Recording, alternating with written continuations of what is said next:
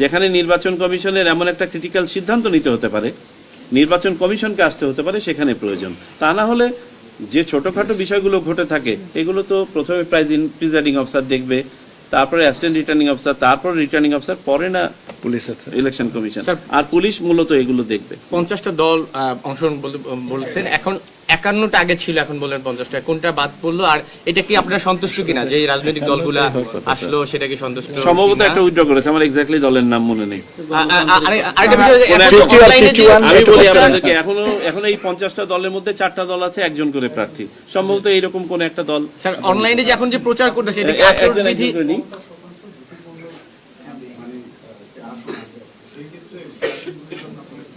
আসুন না কেন্দ্র, আচ্ছা আচ্ছা, কেন্দ্রগুলোর প্রত্যেকটার আপনার স্থানীয় পর্যায়ে আমাদের আইন শৃঙ্খলা রক্ষাকারী সেল আছে। এই সেলগুলো এই সংবেদনশীলতা বিবেচনায় ওখানে ডেপ্লয়মেন্ট প্ল্যান করে থাকে, ফোর্স প্রিপজিশনিং করে থাকে। এগুলো অনেক টেকনিক্যাল ব্যাপার। ন্যূনতম ধরেন একটা কেন্দ্রে পরিপত্র অনুযায়ী থাকার কথা 15 জন।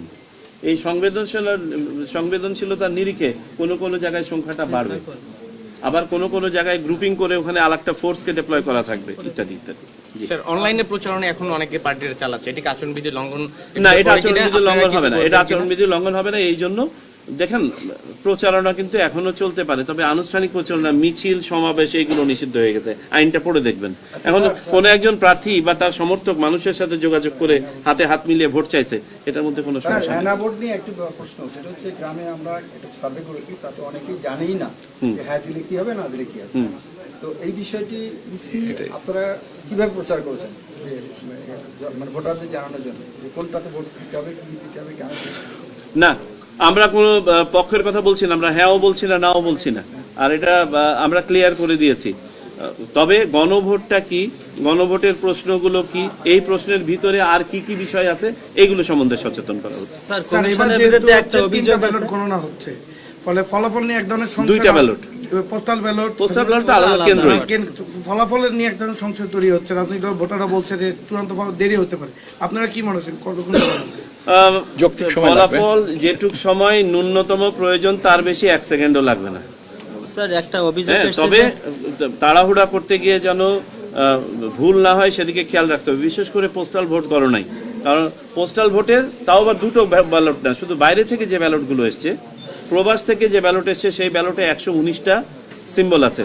প্রত্যেকটা সিম্বল চেক করে দেখতে হবে কিন্তু, কারণ যদি একাধিক সিম্বলে কেউ ভুল করে মার্ক করে থাকে তাহলে ওই ব্যালটটা বাতিল হবে, ওই সময়টুকু দিতে হবে। স্যার একটা কমিশনের বিরুদ্ধে স্যার একটা অভিযোগ, আপনারটা শুনেছি, আমি আরেকজনেরটা যে বলেন, কমিশনের বিরুদ্ধে একটা অভিযোগ এসেছে যে বলছে প্রশাসন এক পাশে হেলে গেছে, কমিশনও অন্ধের মতো ওই এক পাশেই কাজ করছে। আমরা 1 বছর 2 মাস ধরে বিভিন্ন ধরনের অভিযোগের উপরেই আছি, আমরা এটা নিয়ে চিন্তিত নই। আমরা সম্পূর্ণ আইনিভাবে স্ট্রেট লাইনে কাজ করে যাচ্ছি এবং সেভাবে কাজ হবে। স্যার ভোট কেন্দ্রে যদি সহিংসতা, ভোট কেন্দ্রে কন্টিনিউ করবেন না বন্ধ করবেন, এই বিষয়ে এটা কি বলা সম্ভব? এখানে কোন ধরনের সহিংসতা হবে তার উপর নির্ভর করবে। আমি বলি যেটা হয়ে থাকে, আপনার বিনা কারণে অনেক সময় গ্যাঞ্জাম লেগে থাকে, লাইনে দাঁড়ানো নিয়ে 2 জন মিলে ঝগড়াঝাটি লাগালো, সেখান থেকে আরো 4 জন এটার সাথে উৎসাহী মানুষ যোগ দিল, যেটা হয়ে থাকে আমাদের বাস্তবতা তো এটা। সো এখানে কি কেন্দ্র বন্ধ করে দেবে? হয়তো টেম্পোরারি করলো, অথবা হয়তো আরেকটু বড় আকারের হলো, টেম্পোরারি বন্ধ করে আবার সিচুয়েশন নিয়ন্ত্রণের মধ্যে এনে আবার ভোট শুরু হবে। আর যেখানে নিয়ন্ত্রণে আনা সম্ভব না হয়, যদি আমরা আশা করছি যে এই ধরনের ঘটনা ঘটবে না, যদি হয় তখন নেক্সট স্টেজের ব্যবস্থা নিতে হবে।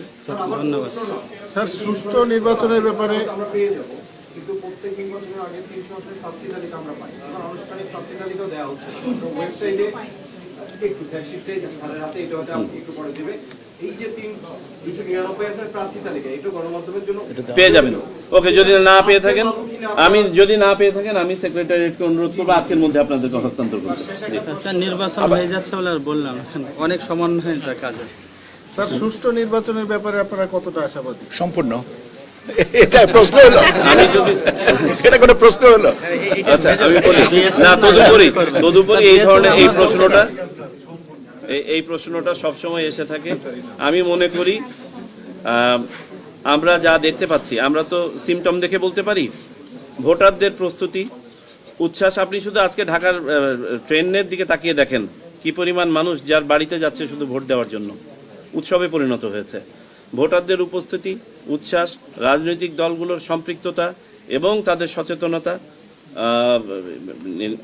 নির্বাচনে ইতোপূর্বে বাংলাদেশে এত ফোর্স, এত ক্যাপাসিটি ডিপ্লয় কখনোই করা হয় নাই। সবকিছু মিলিয়ে আমি মনে করি না যে there is any reason to be anxious. তবে হ্যাঁ, বিচ্ছিন্ন ঘটনা ঘটতে পারে, আমরা প্রস্তুত আছি। স্যার, একটা মানে এটা একটা কষ্ট, সেটা হলো আমরা সাংবাদিকরা যারা কাজ করব তারা কিভাবে ভোট দিব, এটার তো কোনো ব্যবস্থাই আপনারা রাখেননি।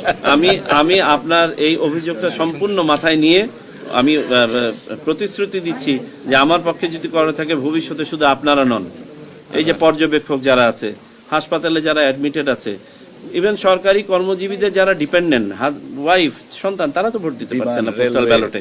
তো আমরা পোস্টাল ব্যালটে যে অনুশীলনটা করছি, চলুন আশা করি যে এই অনুশীলনটা সুন্দরভাবে সম্পন্ন হোক। এটা যদি আমরা সার্থকভাবে করতে পারি, ভবিষ্যতে দেখবেন অনেককে আমরা এটার মধ্যে আনতে পারবো।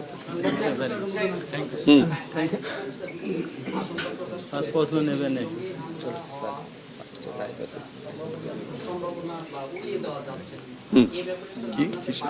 আমরাও কোনো সম্ভাবনা উড়িয়ে দিচ্ছি না।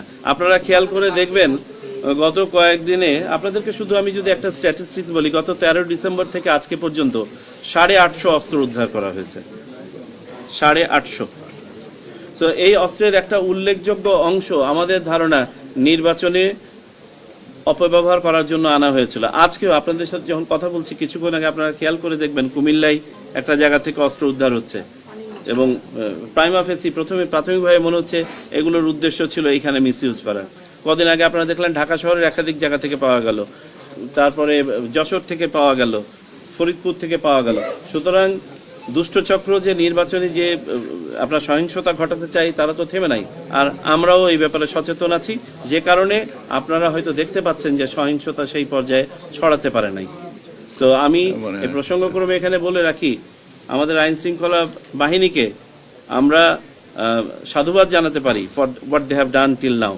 আমরা আশা করি যে তারা তাদের সর্বোচ্চটা দিয়ে নির্বাচন এবং নির্বাচন উত্তর সময় আইন শৃঙ্খলা মেনটেন করতে পারবেন। স্যার, এটা ব্যাংক থেকে বড় একটা অ্যামাউন্ট ট্রান্সফারের একটা ইয়ে হয়েছে, নিশ্চয়ই আপনাদের কমিশনের কাছে। জি, আমাদেরকে এই ধরনের টাকার একটা ব্যবহার আমি বলে নেই, এই ধরনের একটা রিপোর্ট আমাদের কাছে এসছে। আমরা বিএফআইউ কে বলেছি, এটার কাজটা হচ্ছে বিএফআইউ কে বলেছি যে তাদের একটু নজর রাখতে, যে কোনোখান থেকে যেন কোনো আপনার সাসপিশিয়াস কোনো ট্রানজ্যাকশন না হয়। একটা ব্যাংক থেকে একটা ব্যাংকে টাকা যাওয়াটা অস্বাভাবিক নয়, কিন্তু যেটা অস্বাভাবিক হচ্ছে এটার অ্যামাউন্টটা কেন ইত্যাদি, সেটা যদি বিএফআইউ মনে করে যে না এর মধ্যে আনহোলি কিছু আছে, তারা ব্যবস্থা নেবে। ধন্যবাদ, অনেক ধন্যবাদ। জি, থ্যাংক ইউ। স্যার।